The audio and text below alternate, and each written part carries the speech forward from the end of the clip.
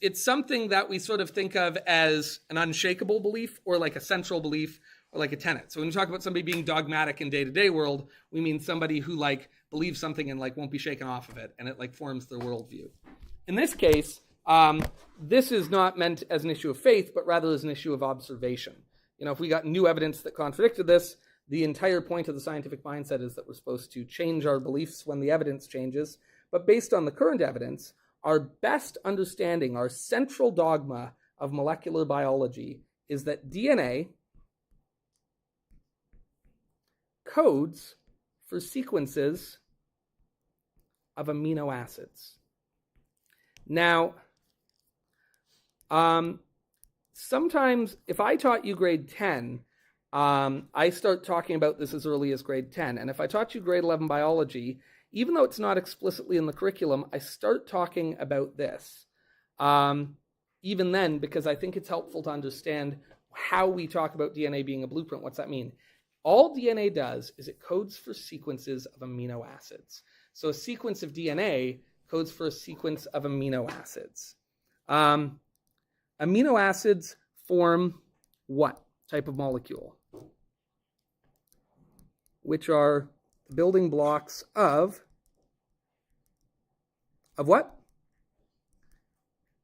Of proteins. Of course, we learned that in Unit 1, right? And interestingly, even though proteins are complex three-dimensional shapes, how are proteins actually built?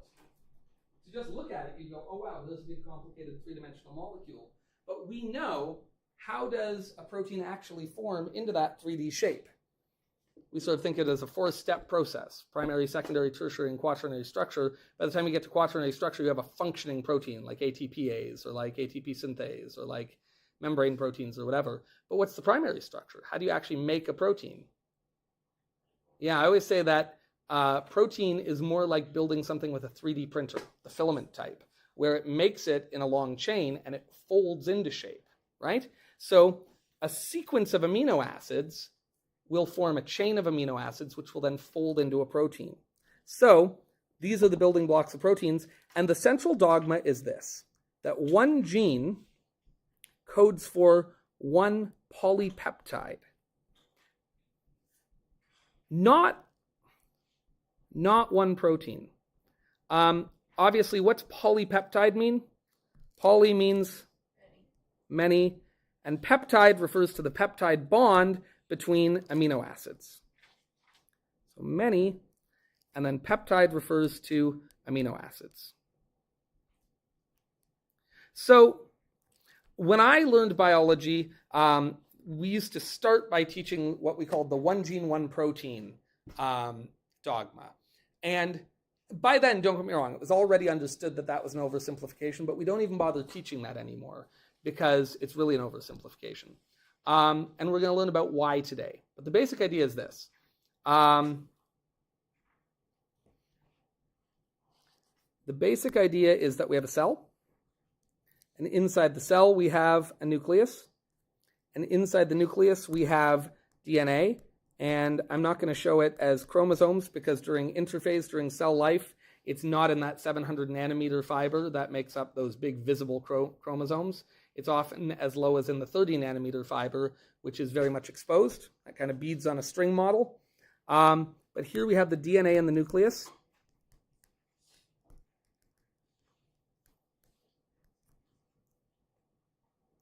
And the basic idea is this. We are going to read the DNA to produce that is far too similar in color. Ready? Here we go. Proteins in the cytoplasm.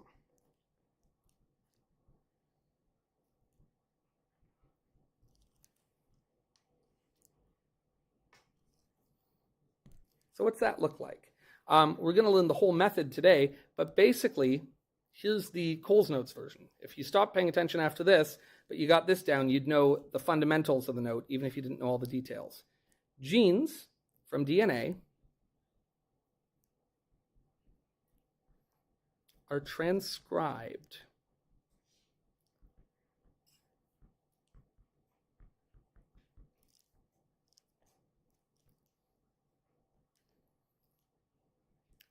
to make an RNA copy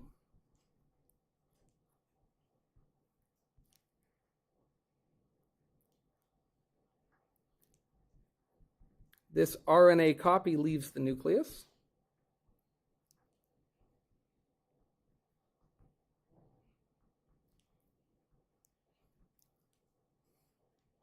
and is used to form a polypeptide.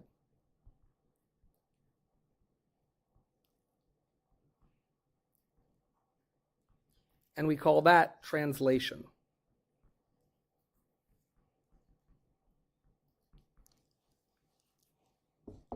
So today we're going to learn about two basic processes. Transcription. Am I totally in your way? I'm totally in your way.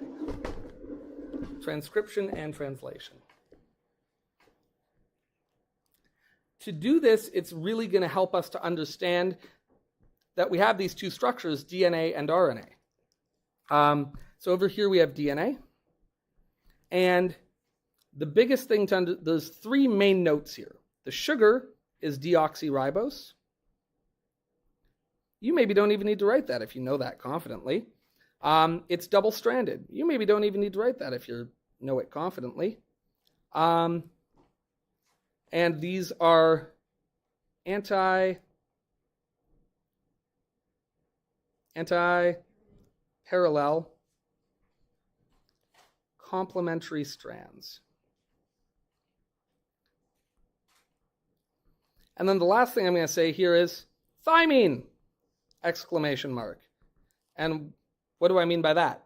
Well, that it has thymine. Now, is every base thymine? No, bases are either cytosine, guanine, adenine, or thymine, but some of the bases are thymine. Over here, we have RNA, and in RNA, the sugar is just ribose.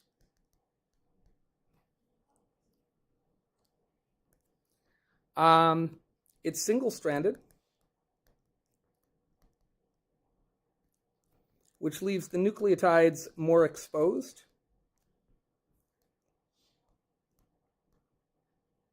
Which might be useful if you're trying to design a machine to interact with those nucleotides and make a protein, but also might be dangerous if you're trying to make sure that that information doesn't get damaged, which is why you might not want this to be your permanent storage facility.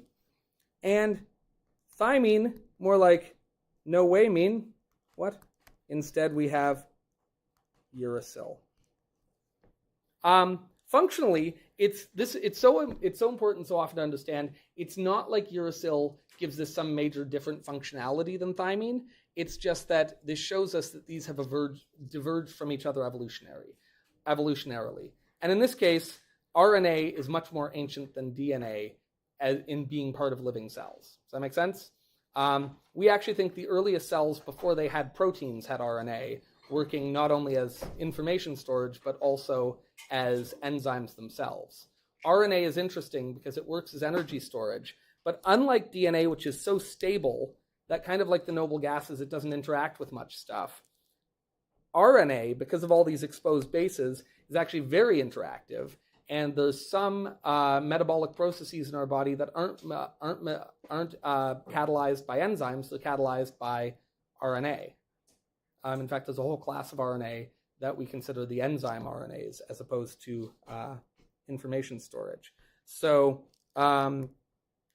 RNA is used for information storage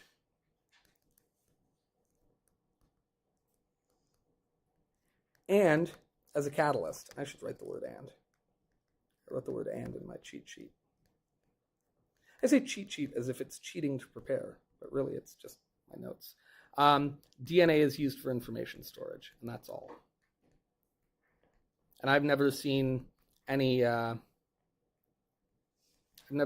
research to say other than that. I try to keep up on these things. Admittedly, I haven't gone looking. And then just a reminder that we consider these, adenine and guanine, the purines, right? So A and G, we call the purines. All right, I remember that as pure as gold, which means that cytosine, uracil, and thymine are the other ones, which are the pyrimidines. Remember last year somebody said pie cut, like cut the pie. I'm not going to write that because that's not how I remember. Oh, should I write it? Would that help? Pie cut. What do you do if you get a pie? I guess you cut it up. I don't know.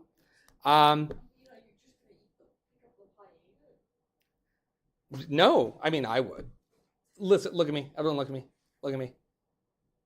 We're just going to have a moment of honesty here.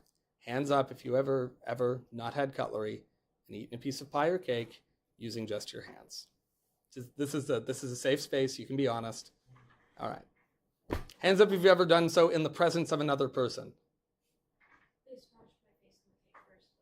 Interesting. Okay. I once, I had this car in university that used to break down all the time. And my wife we'd had a house party, had a bunch of people over, and my wife had made this lime torte. It was really delicious. And then the next day I went to a calculus class, and I was driving my friend Rachel home. And we got in my car, and it wouldn't start. And it was a massive rainstorm. We were sitting there, and I had like jumpers in the back, and I was waiting for somebody to come by who I could like flag down to jump our car. So I had our hazards on. But it was like this massive rainstorm, so nobody was stopping. So after about 20 minutes, I was like, we have this cake here, but there's no cutlery. She was like, I see what you're saying. So we proceeded to start eating the cake with our bare hands. And then this guy did come up and saw my flashes and knocked on the window, but I hadn't seen him coming. So now I was there eating cake with my bare hands with my friend Rachel, who was also eating cake with her bare hands. He was like, "Do you guys need help?" And I'm like, "We do, yes." And then I proceeded to like wipe my cakey hands on the side of the car and like jump my car from this guy. Anyway, it's my story. It's a good story. Moral of the story is you're supposed to cut the pie. Pie cut. One is a single ring structure. So the pyrimidines have this hexagonal structure, right? Thiamine, cytosine, and uracil all have in common that they are these hexagonal structures, right? Thiamine is interesting in that it has an extra methyl group relative to the others, right? But if you look at thiamine and compare it to uracil, the only difference is that it has this methyl group here. There's nothing particularly magical about that. That's just, it has a different structure. Sorry, I said that's the purines, but I lied. That is the pyrimidines. And the purines have this double ring structure, right? They have a hexagon connected to a pentagon. Boy, do I struggle to draw these things.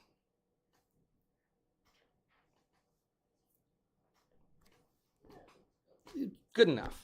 You know how I remember that? No such thing as a pyramid that has two bases. Is that also pretty stupid? Sure, but you know what? Never forgotten it.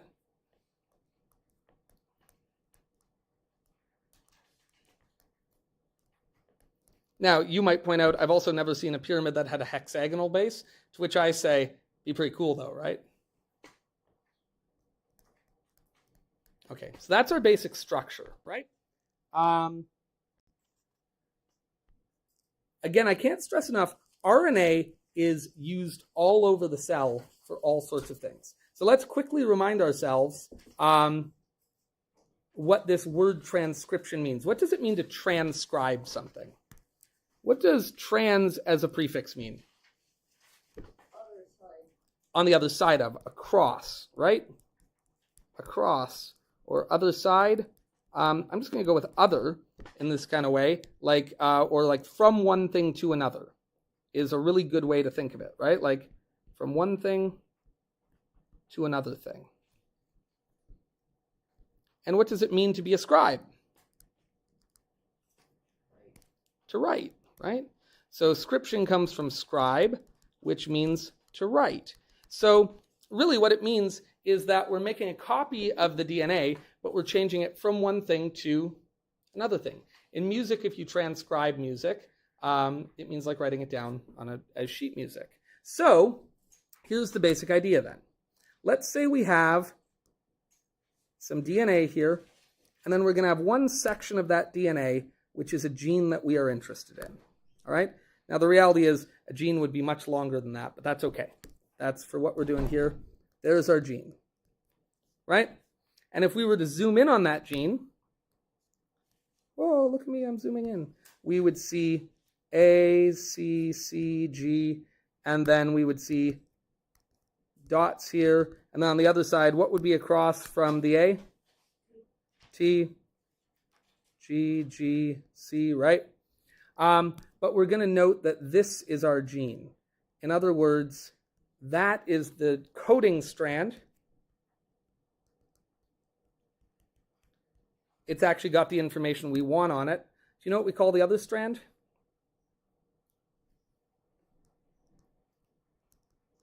The complementary strand.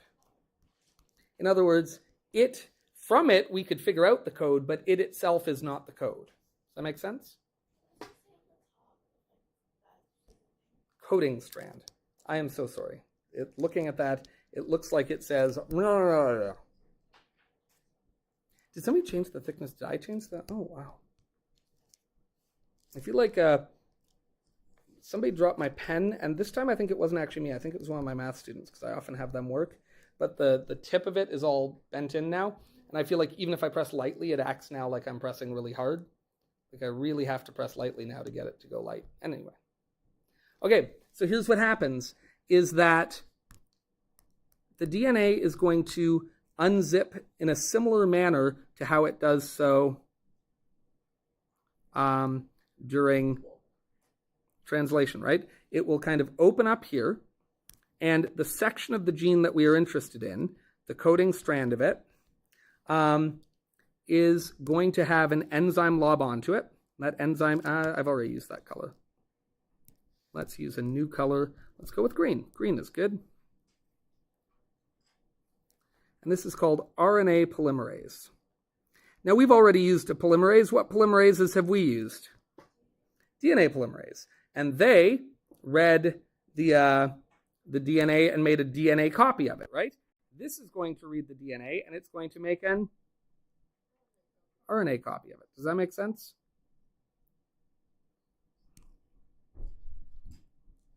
That's my gene. And by the time the RNA polymerase gets down here, it's going to have made a big chain of RNA. And specifically, we're going to refer to this as mRNA. And we'll talk about what that M stands for later. But mRNA. And then when the process is done, what we have is the DNA will go back to normal. It will be left just as it was. Our gene sequence will still be on there. Okay, there's the gene I was interested in. So there's the gene. And then here is an mRNA copy of the gene.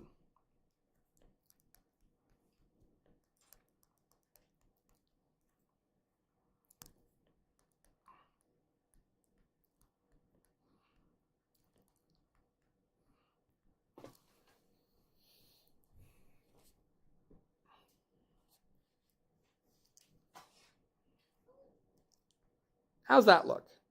If you wrote that a little too big, like I feel like I did, you could just kind of highlight that with your pen.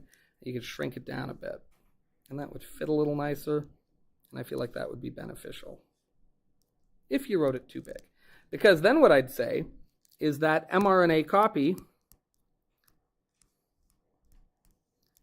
can leave the nucleus and be used in the cytoplasm.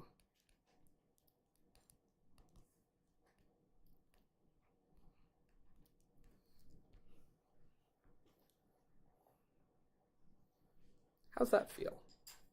Can I ask, I try to intermittently ask things like this. Do you find it helpful that I make you draw your own diagrams? Because I find it very helpful to draw my own diagrams, even though my diagrams always look like one day a psychotherapist is going to be analyzing them, and they're going to say, I think you're just old. That's what they're going to say. They're going to be highly trained psychotherapists, and they're going to say, you're just old. Holy Lord, there's a lot of hands up. I think I saw Manat first, so I'm just going to work this way, if that's okay. Manat, could you do me a favor and speak much louder because I'm old?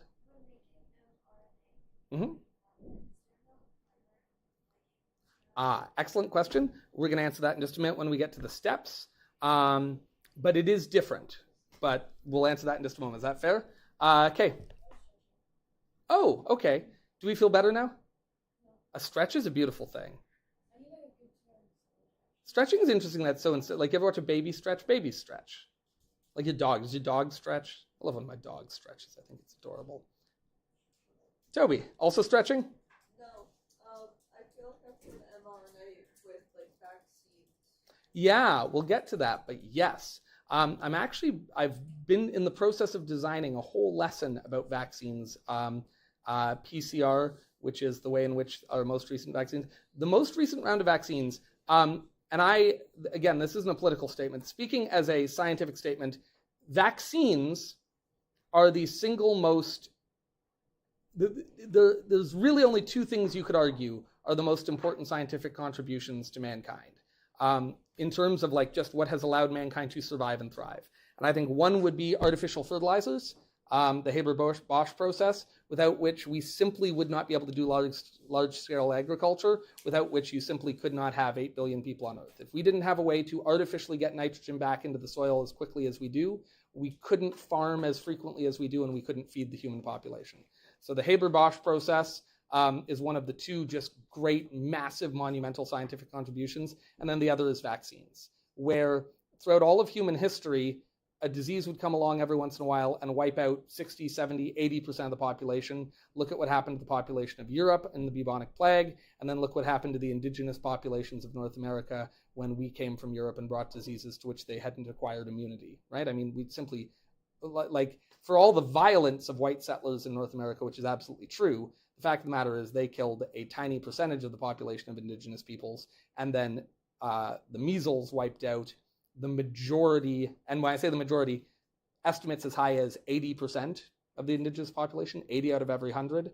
Diseases kill populations, and specifically where disease kills populations is when populations get concentrated. In other words, if you're a lion, disease is very unlikely to kill you. Plague is very unlikely to kill you because you tend to form relatively small social groups. If you are, even more to the point, a bear, disease is not going to wipe you out as a general rule. But humans form populations. And when you have population centers, disease wipes people out.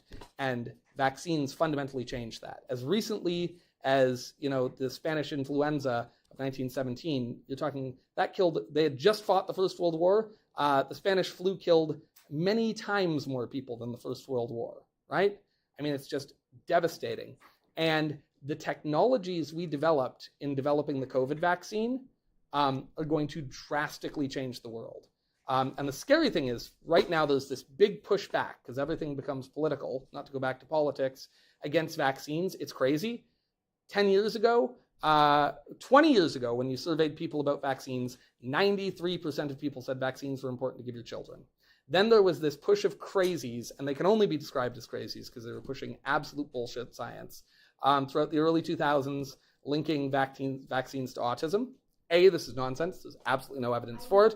B, I think it's deeply insulting because as somebody who has autistic family, I resent this idea that having a differently wired brain is somehow a disease that is worse than dying of measles. I think that's deeply insulting. But regardless, and after that time, belief in vaccines dipped down into the 80s.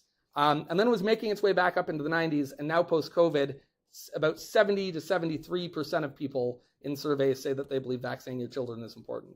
I want to be clear about something. I am totally comfortable if you are skeptical about medicine, things like that. By all means, get more information. But when you get more information, and I can't stress this enough, can I tell you something that you guys need to know, and you need to actually hear this? Any news you read on social media, just ignore. If it agrees with what you already think, ignore it. If it disagrees with what you already think, ignore it. If it sends you off in a new direction, ignore it. Or if you don't want to ignore it, go find actual reputable sources. And do you know what actual reputable sources are? Because what you're not going to do is you're not going to go look up scientific literature and start looking for peer-reviewed articles, because they would be so far beyond, like if you're reading a peer-reviewed article about vaccine efficacy, boy, those are written for people who study this for a living. I don't understand them, and I have 2 years of a health science degree. I can gain some information from them, but the average population can't. Go to real news sources. Go to the Globe and Mail, go to the Transcription, go to one that leans more in your political direction if you like, but go to real news sources. Go to doctors. Go look up what the American Medical Association says. When you want information, go to real sources. All right? Social media is unvetted, and I have the personal opinion that it is existentially dangerous, I don't think humans having the ability to spend information instantly all around the world is safe. I don't think we're smart enough to have that power. I just don't. I think evidence is bearing that out. Since the advent of social media, trust in experts has dropped precipitously. But also, since the advent of social media, like a much lower percentage of the world is living in stable democracy than used to. We keep electing autocrats all over the world. Expertise matters.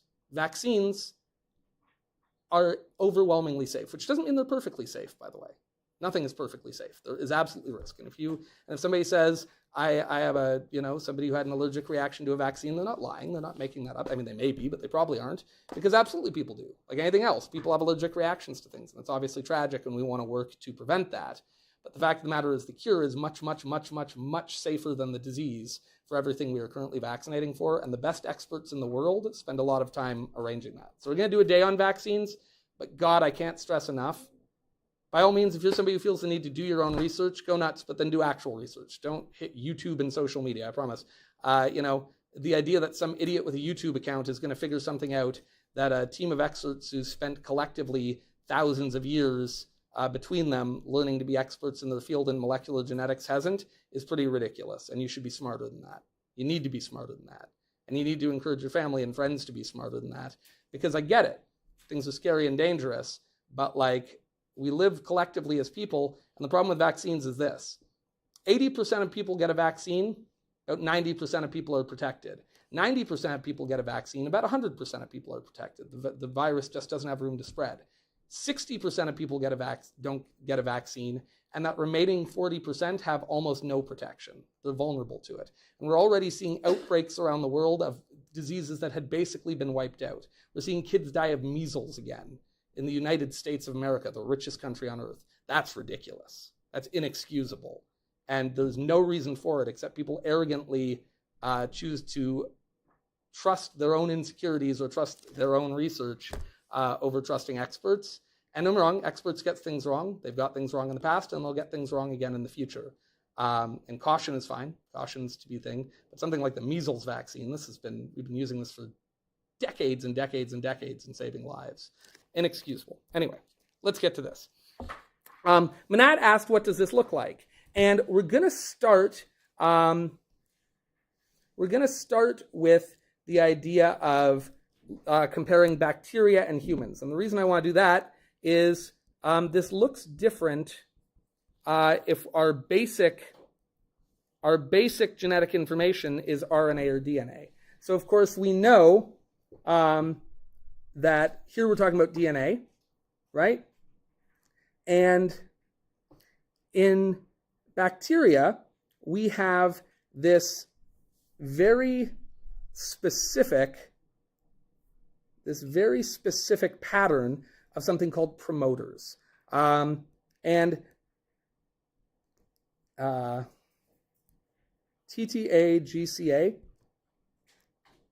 And then there'll be some space here. It doesn't really matter what it is. Does that make sense? And then TAAT.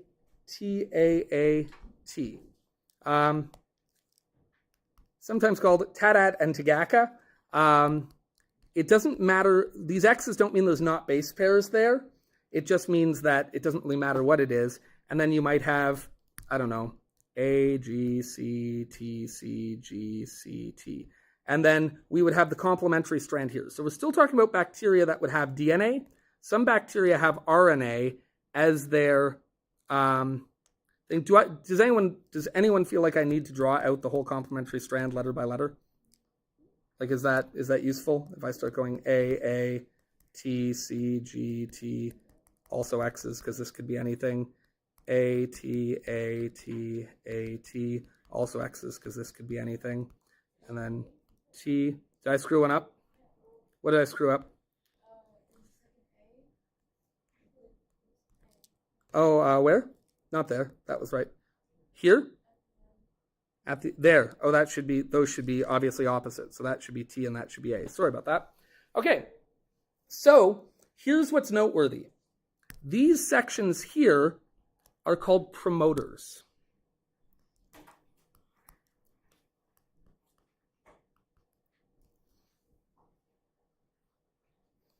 So the molecule RNA polymerase is designed to be attracted to that particular sequence. So RNA polymerase has a high binding affinity. Yes.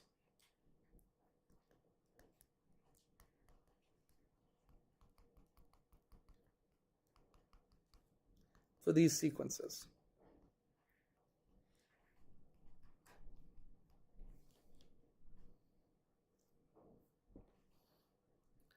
Which causes it to bind and then begin transcription. And noteworthy, this is the actual gene. And worth noting that this would go on, all right? Even a short gene would be thousands of base pairs long. Some are tens, hundreds of thousands, but the actual genes, the actual base pair sequence of the gene.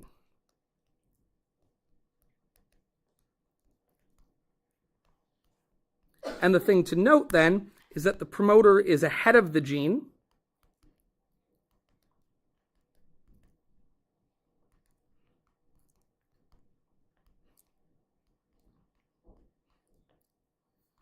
And RNA polymerase binds to it and begins transcription.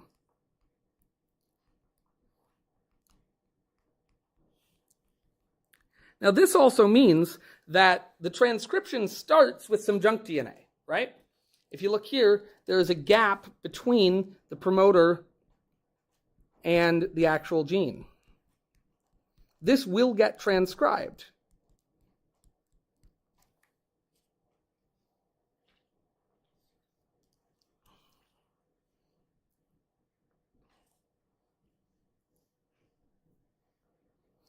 Humans have an interesting variation on this, and the reason I show you both is to see that it's a little different.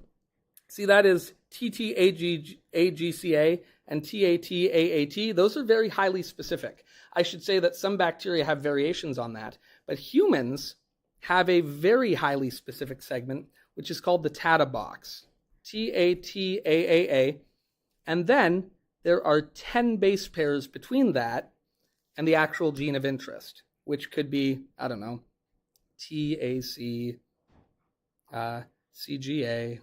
No, why do I care? The answer is I'm having it match my note. Now, did I have my note in any specific reason? I don't know. And then we'd have the complementary strand here as well, which would be A, T, A, T, T, T, X dot dot dot X, and then A, T, G, G, C, T, G, A. Okay. So this is referred to as the TATA box, and this is the promoter in human DNA.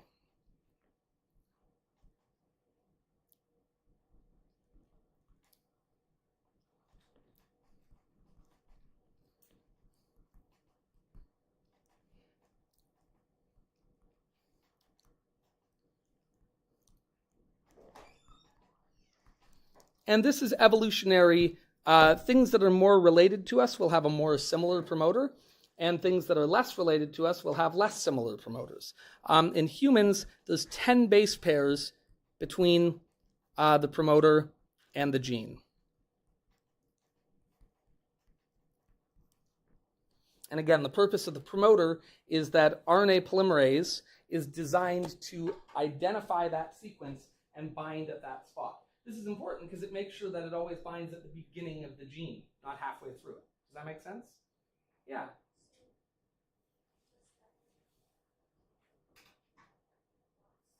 Every single gene. And keep in mind, you have 23 chromosomes, 23 unique chromosomes, right?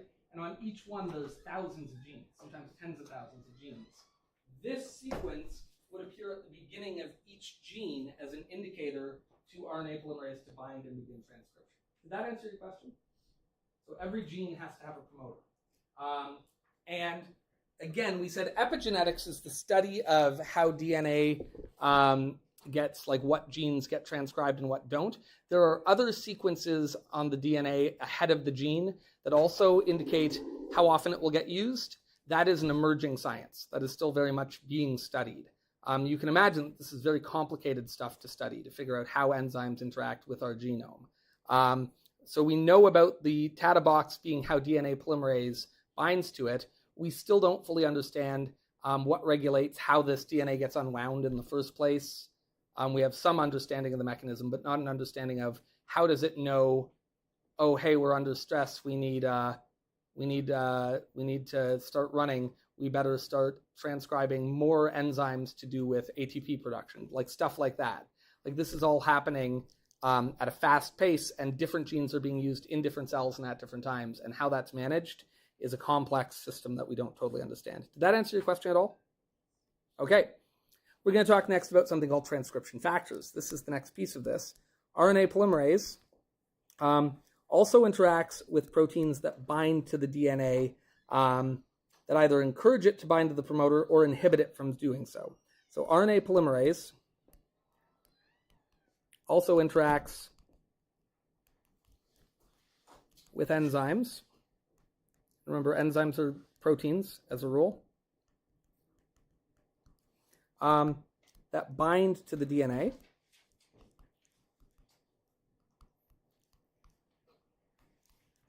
And encourage, quote unquote,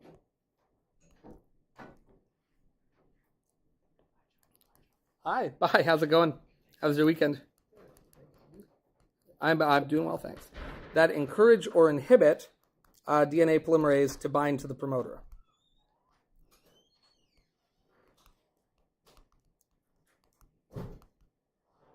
So DNA polymerase can only start its task at the promoter, but then we can include other things out in front that will either make it more likely that it will find the promoter and bind to it, or less likely that it will find the promoter and bind to it. In other words, DNA polymerase isn't going to search over every last base pair in the DNA until it finds the TATA box. There's going to be things that draw it toward it. Just one such example, there's many examples. We're going to talk about a few more later on when we talk about gene expression and gene regulation, but we'll look at just one example. Is we'll have situations where there might be a gene here, all right? So this is a gene we wish to transcode, gene. And then 10 base pairs ahead of the gene, we will have the TATA box, the promoter, right? And then ahead of that, we could have other sites. So this is just an example, but we could have activator sites and inhibitor sites. I'll zoom in on this, sorry.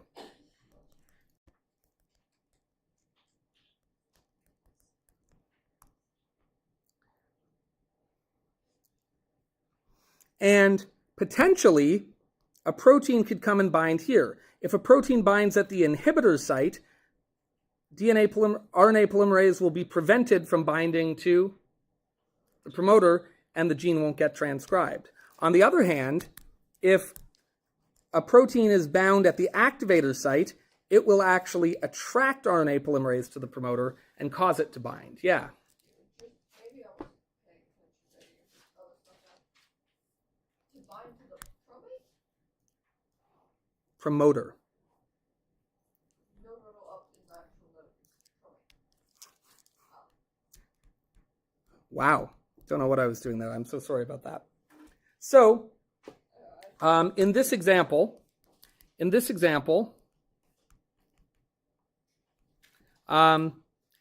enzymes could bind to the inhibitor, which would prevent RNAP from binding to the promoter. I'm just going to say RNAP to prom, right? And on the other hand, other enzymes could bind to the activator,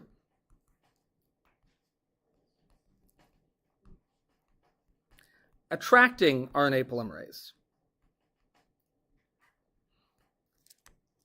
And if you think about this, this makes a lot of sense. It's designed to say this section of DNA has some sequence that we have a protein that likes to stick to it. But maybe that protein can only stick to it if there's not glucose around. Does that make sense? 2 minutes from the bell and you're still lecturing? Every day. Wow. 75 minutes. Oh, sorry. Not all of us stop getting paid 20 minutes into class, Mr. Kelford. Yeah. That's right. I take my paycheck seriously. Also, we went on long discursive discussions about many other things.